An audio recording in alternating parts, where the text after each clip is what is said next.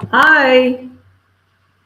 So, we're back again with the next episode of our podcast. And today we're going to talk about one of my very favorite topics, which is the power of vision.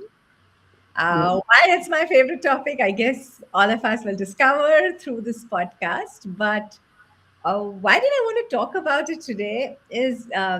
So I've been playing with visions from a very early age, even before I knew the science and art behind it. So this is something that I not only play with a lot in my own life, this is also something that I teach as part of my career crafting process. Okay, I think I'm echoing still. Can you hear me properly, Shweta? Yeah, I can hear you. Okay. So maybe the echoes on my end. It's Hmm. and yeah, so very recently I was yet again, and I would like to assume that I've discovered and experienced everything that the power of vision has, because I'm such an ardent believer in it. And yet once again life was like wowed me with yeah, some certain visions that I'm playing with right now. And so I was like, okay, let's talk about this very important topic. Super. And for our viewers, I want to say that from this week, at least for the next few weeks, since our podcast is still very young and we are experimenting with formats, we've decided to try a new format, which is in each week, one of us is the interviewee or the main speaker of the day, and one of us is the interviewer. I'm going to be the interviewer today because vision is something I know very little about, and Ramya clearly seems to have mastered the topic. And there's a lot that I want to learn because it's something I personally struggle with as well. So, having said that, let's begin with relevance, right? Um, why is having a vision relevant? Why is it even important, Ramya? Yeah, that's a very great question, right? So, so one of the things is uh, creating visions is something that is very unique to human beings. As far as we know, animals, they just live in the here and now, right? And they're not having dreams and visions.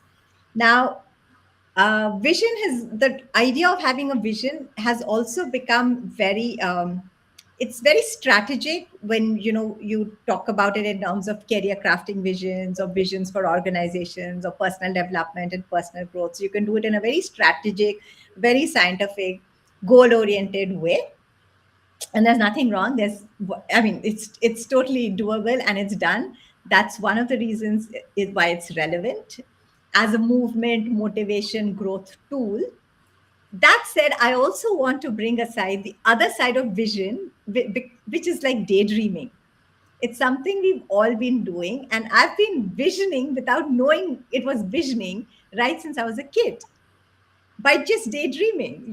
So just the pictures that we conjure up of our future. I'd like to be this, or I want to be this. We see images, we create movies. I mean, I remember putting myself to sleep always by creating daydreams. We call it daydreams. All of that is visioning. So even as kids, so in some ways it's also very natural. It seems very natural to us as human beings. So Shraddha, you do storytelling, right? So right, as kids we read stories from books and movies, and then we create stories in our heads. So visions don't have to be static images, they can be movies as well, dreams. And that's also visioning. Oh, so the relevance I hear you say is it helps us do stuff. It It helps us motivate us, drives us. It moves us forward. Is that its primary in purpose? that so that lands up being its purpose if you do it for that reason. But Mm-hmm. as kids, when we do it, we don't do it for that reason, we do it just to feel good. So that Hmm. is also very organic. It's a very feel good thing. Like we dance, we play, we sing, and we dream. And Hmm. those dreams, when they are about a future, and if they involve us, they are visions. And as we when we do it in that playful way, we are not really very much saying I'm doing this to motivate myself, to give myself drive, purpose, vision, but it lands up actually doing all of that without us even realizing. Got it. Got it. And I hear you define vision in a multiple, like, there is. Companies have these big one-line vision statements kind of thing.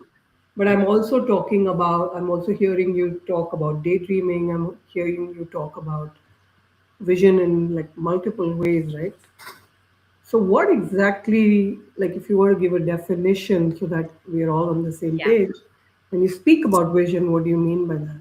Yeah. So this is my definition, and anyone else talking about vision might have it's like a Venn diagram, a subset of this.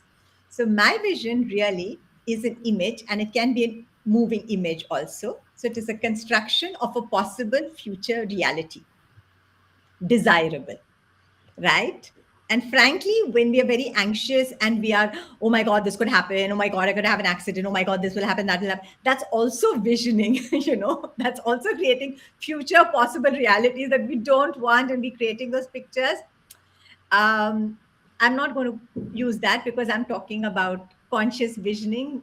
So desirable future scenes, scenarios, stories, possibilities. Desirable future stories, scenarios, possibilities.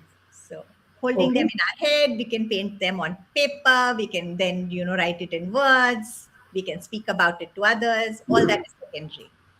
so vision is a visual image that is desirable, that paints a potential future that we would like to have in our own lives.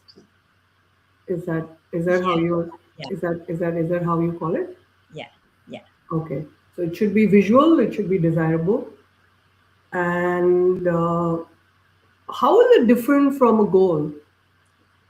Very, very good question. So visions. So, for example, in my book, I talk about visioning within the chapter of goal setting, Yeah, right? So, goal setting, goals can be, you can have big, broad, long-term goals. You can have short-term goals, medium-term goals. So visions are actually very similar in essence to what we have. Like, if you have a 10-year goal and a big picture of this is what I'd like to do, where what I'd like to achieve, it's actually a kind of goal.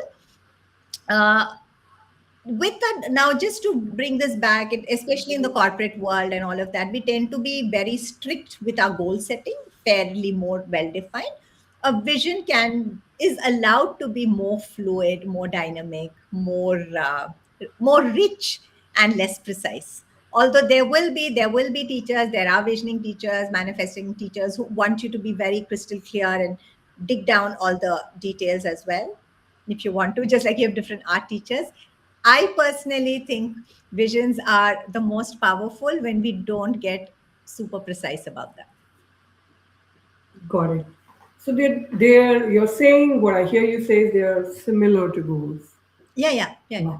Yeah. They're similar to goals, potentially more visual, And they're potentially. similar to long-term goals, so not the very tactical, small. Okay. So they're slightly more longer term than a goal could even be like what I Yeah, want to do in the next week or next month. absolutely. A vision is slightly more longer term, uh, and it may not be as concrete. Goals tend to be very very specific and concrete. Vision will also be specific because it's a visual image, but it may not be concrete, right? Yes.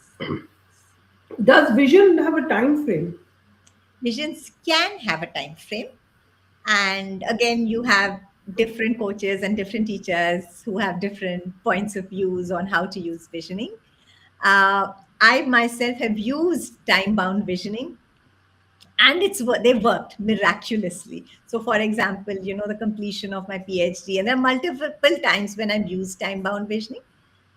They sometimes work and sometimes don't, like all goals and all visions. Right now, I don't encourage people, especially in terms of the broader visioning in terms of self and career, which is what I really like to do and ask my clients to do. I i don't i don't like to set the time frame, because for the reason that it puts in that unnecessary extra layer of stress, and I'm calling it unnecessary because I think there are enough things that stress us. So now, where I stand now is, see, so visions have all these beautiful ways of pulling us towards them, right? They make us get up, they make us get excited, they give us direction, they give us meaning, they give us purpose, they light us up, they give us motivation.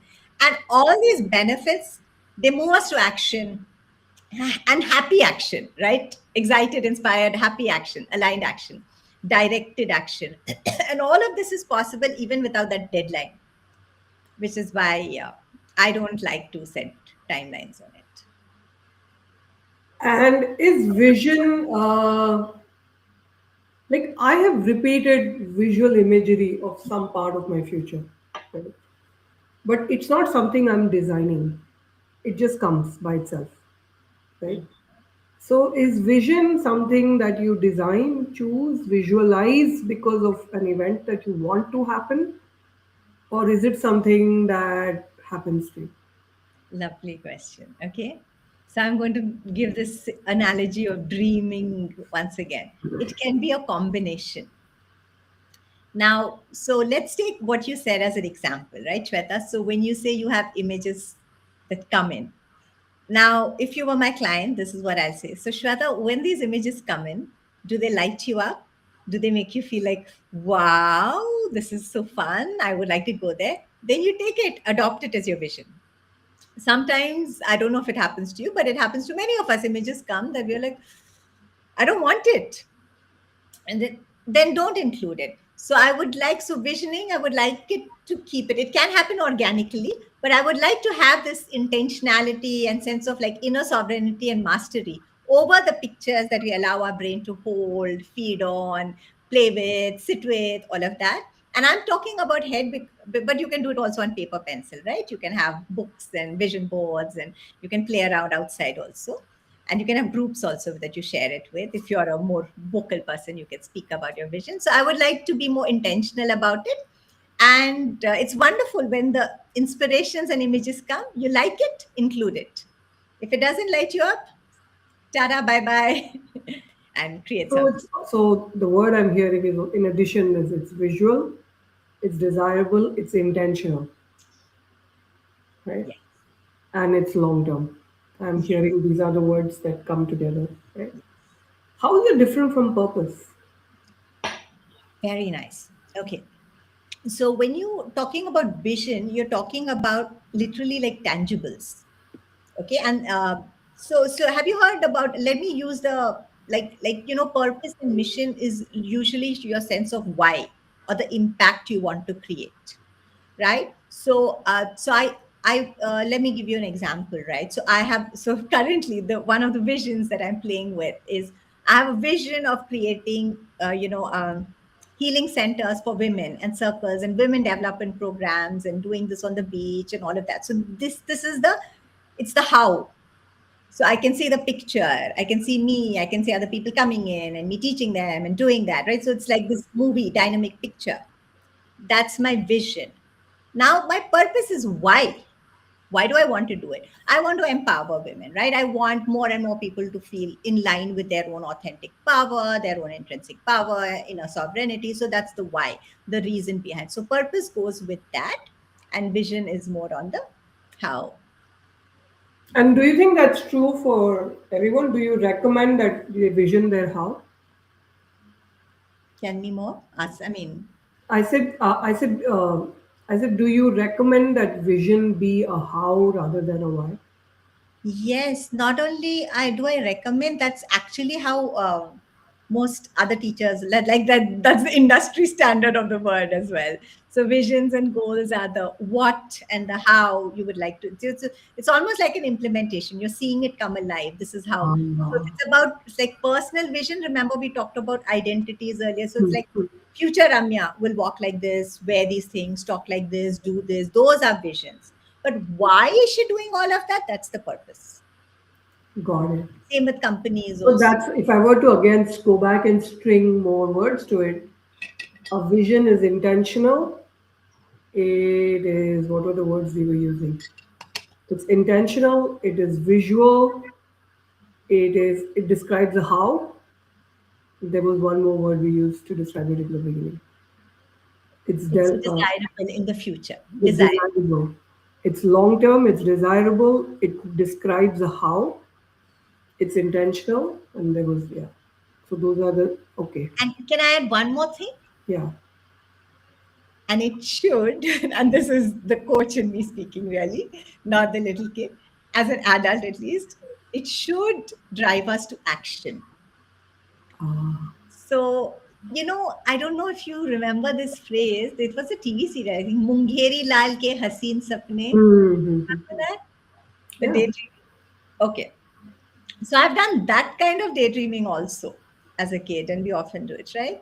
Where we have no, it's almost like an alternate parallel reality where we go to escape our current life. Hmm. We really don't have any intention or wish or desire that we become that. So we're not Hmm. envisioning it as future possible selves and future possible lives, but more as an escape from this reality. Again, Got it. no judgment about that kind of dreaming, But that's not a vision, yeah. but That's we will daydreaming. not call that a vision. We will call that an escape dreaming. Okay. And this that escape dreaming can, if we like it, we can bring it into our vision. And Ah. if I want to go there, what next do I want to do, right? Ah. So, for example, all these beach retreat things and all, younger versions of myself would use it as escape dreaming. Hmm. Now I'm saying, no, wait, it doesn't have to be an escape dreaming. I can actually do this. Yeah. Let's do this. We can make it happen now. We have resources. We'll figure it out. So I'm bringing it in front of me and saying, okay, if we want to do this, what can we start doing? How can Ah. we start doing stuff? Perfect. Perfect. Now it's beginning to. Now I know why. Like, so I've honestly never vision. I mean, I've visualized power of visualization. I've used that for like instant, like I have an exam tomorrow or I have an important meeting. I will visualize myself in the meeting more as a way of sort of recreating that reality and calming myself down for the day before. I've done that. But this sort of long term visioning, as you call it, is not something I've ever successfully done. Right? So it's very interesting that it is also something that drives you to action. It gives you a how. Hmm. Very exciting. Okay. Now let's come to the part of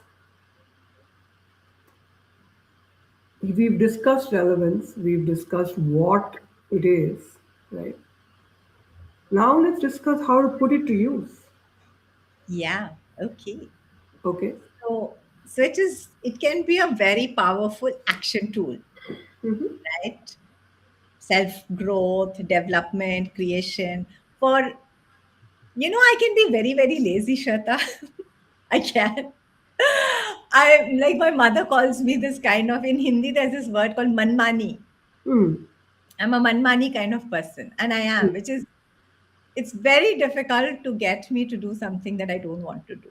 It's Mm. very difficult for me only to get myself to do something I don't want to do. And if I have a boss, I don't have a boss, luckily for that. Mm. But for other people to get me to do something that I don't want to do is like very, very difficult. The level of inertia that will come up is huge. Mm. At the same time, if I really want to do something, it's very difficult to stop me also. People Mm. will say, no, no, like, when I bought the Thar, everybody in my life was like saying, no, don't like, but I was like, no, I wanted to. And so I can also be very, very, I'm going for it no matter what, if I want it. So for people like me, a vision that lights us up is, is like if I want to be active, when I find myself bored, stagnating, procrastinating, not doing enough, I have this is literally my go-to tool. I'm like, okay, let's create a compelling enough, exciting enough, fun enough vision. And now that vision will make me wake up. That vision will make me do, it will make me create, it will get me into the action mode. And when I say this, as I'm growing older and older, and I'm not here to tell people that your visions won't come true, because a lot of our visions do come true. I've seen the magic again and again. But I will also say that many times the visions don't come true in the exact way that we vision them. And that's been my learning. But because of that, I won't stop visioning, because what has manifested or come true is often much better than even that vision. So the way I see it now is my job to create the vision, hold the vision, let the vision pull me, wake me up, get me into action, get me into my networking, get me into my doing mode. The doing will now create the results. The results may or may not match that vision exactly, and that's okay, because the vision's purpose was never to make me become exactly the same, or my life become exactly the same. The vision's purpose, the way I see it, is to wake me up, excite me, get me moving. Got it. Now, tell me one thing. For someone like me who's an eternal skeptic, right? Hmm. A vision is something a little bit into the future. This is one of the reasons why I've never tried having it because uh, I really struggle to believe that it will come true, right? And Yeah, I find it very scary to visualize something and put all my energies and work towards it. What if it doesn't come through? What if I fail? So how that's do you even hold on to it? How do you convince yourself that it is worth fighting for? yeah, How do you create a vision uh, that you don't give up on? Or sometimes how do you create a vision that doesn't lose relevance? For instance, right? that's such a beautiful question. Can I answer with an analogy? Yeah. It's a bit like falling in love.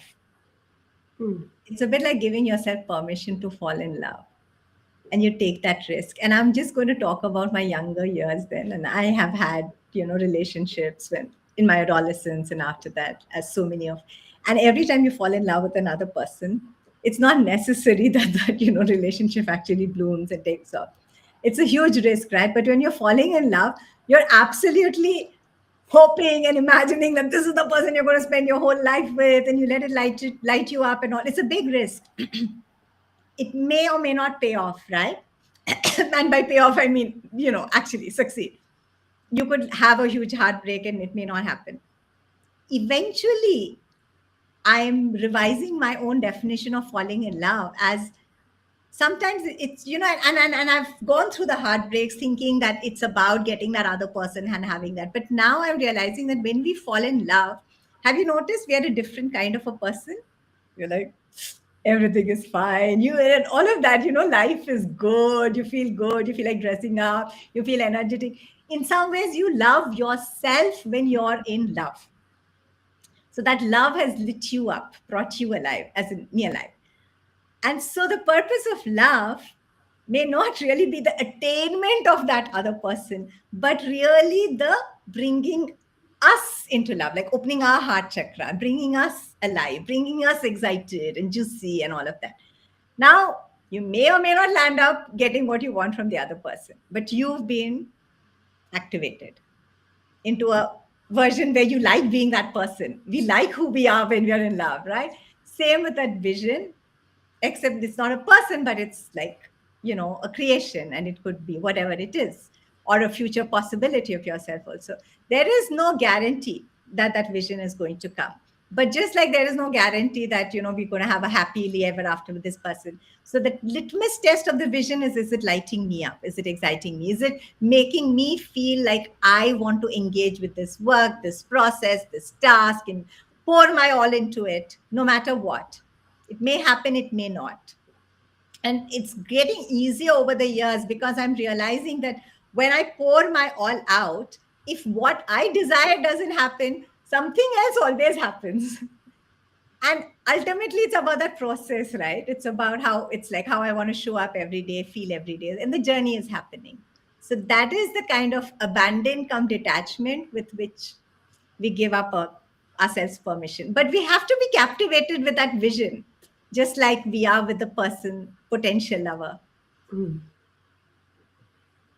So what I hear you say is you have to believe it the way you would believe in love, right?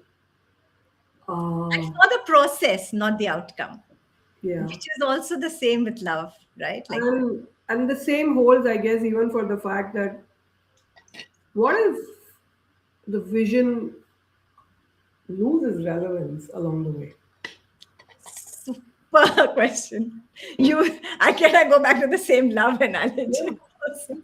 We grow. And so the first thing, Shakespeare said it, to thine own self be true. And it is completely possible. We are growing, evolving organic creatures. Along the journey, along the path, the vision can lose relevance. So we might have a vision, and then we're waking up one day and we're like, it doesn't fire me up anymore. It doesn't excite me. I don't want to do it. It's our life, it's our vision, it's our creation. We have all the right. And that's why, I call my body of a crafting our lives. It's like you're knitting a sweater and you say, I don't like it. You can undo it. You can change it. You can repaint it. We can recreate our visions.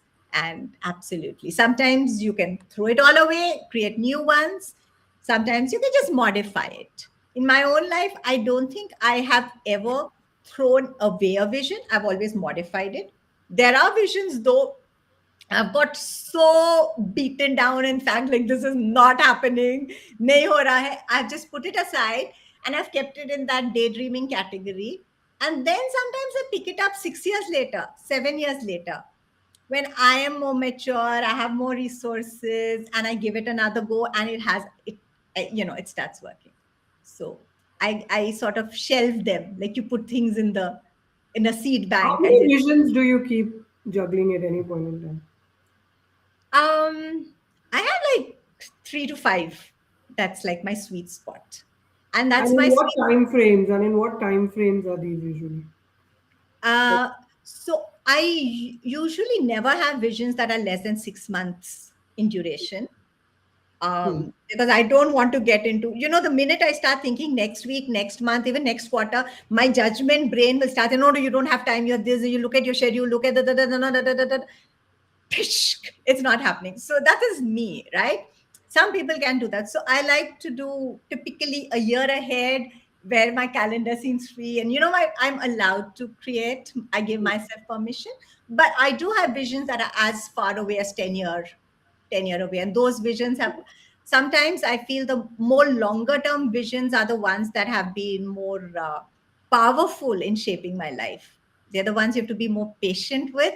But bunch of things that I'm enjoying now, I can distinctly remember moments and times, like sometimes in the tree in Regent's Park in London, where I've sat down and I've painted, and I would like to have this and create this. And now I'm like, I'm having that. So And how do you help? How do you recommend people hold on to their vision? You've uh, created it. How do you keep it alive? How do you nurture it? How do you continue to derive energy from it so that you can unleash its power? What yeah. do you, what are some best practices So I'm around going that? to give a best practice that I don't use as often as I should, is to put it on paper or create a mind movie. So I think so. This was during my PhD days when I just had my baby. I created like a mind movie, like series of songs and images. It's like advertisements that you play for yourself, and everything in that mind movie has actually come true. It's been so stunning.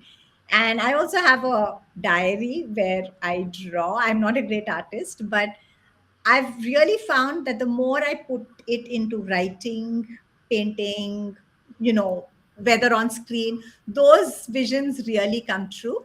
Now, I do have a confession. There are enough visions that I hold in my head sometimes and I don't put it. But the odds and the data in my own life, as well as people who've studied vision and the people I've worked with, is putting on paper, screen, colors, sounds, imagery. I mean, it's like advertising, really, right? Advertising. So the more real it feels to our brain, the more our brain, without us, and this is the science of visioning, which I know now, right?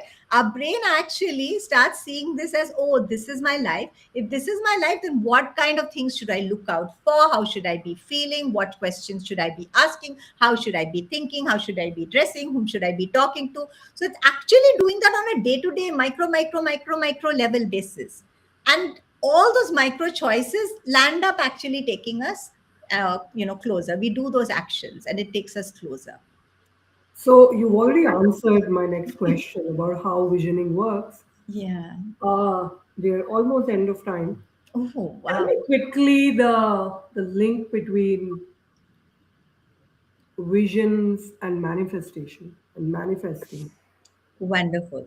Because the word manifestation is used a lot nowadays, right? This is my understanding of manifestation.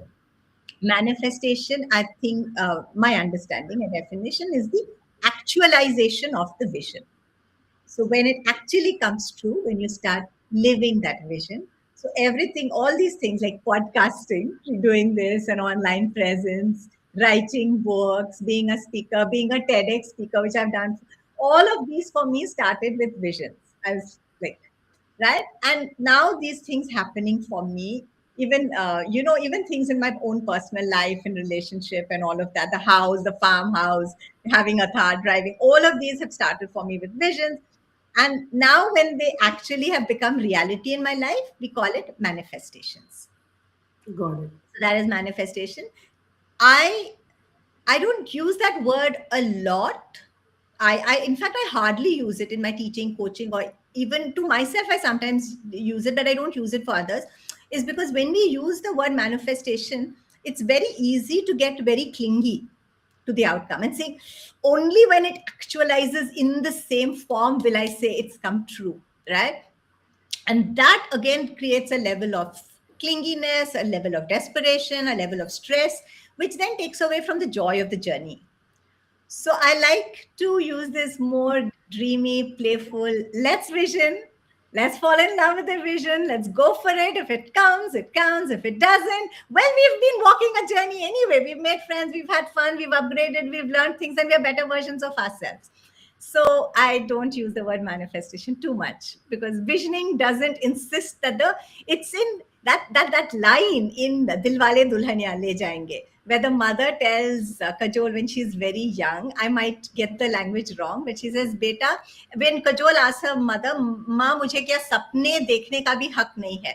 And the mother tells Kajol, "नहीं बेटी, सपने देखो, जरूर देखो, पर उनकी पूरी होने की उम्मीद मत रखो." और I don't know if it's उम्मीद or I've interpreted it more as maybe I've changed the mother's dialogue. कि जिद मत करो. Don't insist that it has to come true exactly like this, but dream on. So that's why I prefer using visioning than the word manifestation. We're at the end of time, and I want to summarize it. But before our summary, is there anything else you want to add to this topic before any element, a really important element that people need to know about? Yes. Yes. Thanks for asking. So I'll do it in very quick question. Okay. Also, this is a chapter in my book, if anyone wants to know, where we do goal setting and visioning. And there's two forms of career crafting, two tools that we use. One is visioning, the other is called effectuation. Visioning is the pull, where you create these dreams and desires of your future reality, and you let that pull you, like I said, pull you into action, pull you into motivation, pull you into movement. Effectuation is more like, you're saying, today here I am, what do I have, these are my resources, these are my strengths, these are my leanings, this is my excitement, and I take my next step, and I take my next step, and that's also a way of creation, a way of career crafting, a way of movement. And all of us in our lives can use combinations of both of these, and they have their pros and cons. So as much as I am a fan of visioning, I don't always use visioning. When my life goes a lot into overwhelm and lots of moving parts and all of that, when I often just come back to effectuation. I do effectuation for some time, and then when I'm like really sort of, I'm like, chalo, let's play with another bold big vision, and then I'll do that. So yeah, no pressure or stress that we always have to be doing visioning. Brilliant. Thank you so much. I'm going to quickly summarize just for myself everything that we've discussed today. First is, what is vision? I think it changed my perception of what vision is. Uh, it is somewhat long term. It is, we choose it, so it's very intentional, right?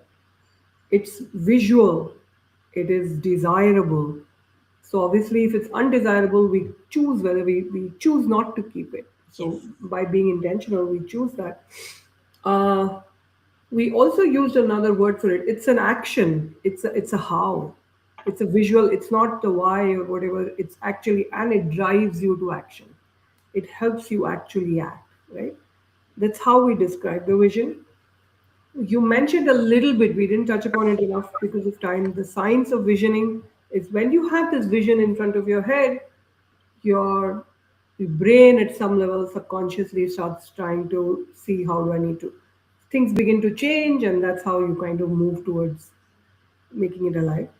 One really nice thing that you say about it, uh, visions, the purpose of a vision or the power of it is in how it energizes you in the journey, right?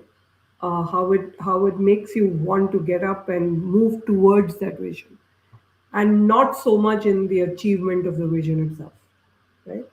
And that's a very unique and a new facet to me, because usually visions are about the outcomes, right? At the end of the day, the way I have always thought about visions is it's about an outcome. And it's always about, at the end of the day, if the outcome doesn't happen, the vision doesn't work. So you're clearly saying visioning is about the how, the process, and it is Right. about the journey and not the outcome. Yeah. And if the outcome comes in, that is the manifestation, so to speak, but it may or may not come because of the various reasons we discussed. It may lose relevance, it may change along the way, Something even it more may just beautiful not might come true. It may just not come come. Yeah. true, right? Or something much better might come. And other better things might come true, right? And when you have a really long-term vision, like I like the part you said that where you park it for a bit in case it's this thing, you take rest, you move, keep it there, it's not dead, and then you go ahead and work on it and you come back. And I think the other important part we spoke about is how do you capture it. You Yeah. said write it, draw it, put it on paper is the great way to do it. Is there anything else that I missed in Yes, there? yes, and you said it actually, and you said we work on it, right? So Hmm. that's the key thing. We grow into our visions, right? We have to always upgrade. So whenever we create a vision, you'll see that, oh, I have to grow this, I have to learn this new thing, I have to become stronger, I have to become more resilient, I need this network, I need to understand these kinds of things. So we are growing, and when we are growing, even if that vision doesn't come true, we've grown into better versions of ourselves. So then we'll Hmm. create something else. So, Yeah. Okay, perfect. Really, really rich conversation today, Ramya. Thank you so much. thank you so much. It has been an absolute pleasure. It's been so much fun, Shweta. Thank you. Thank you.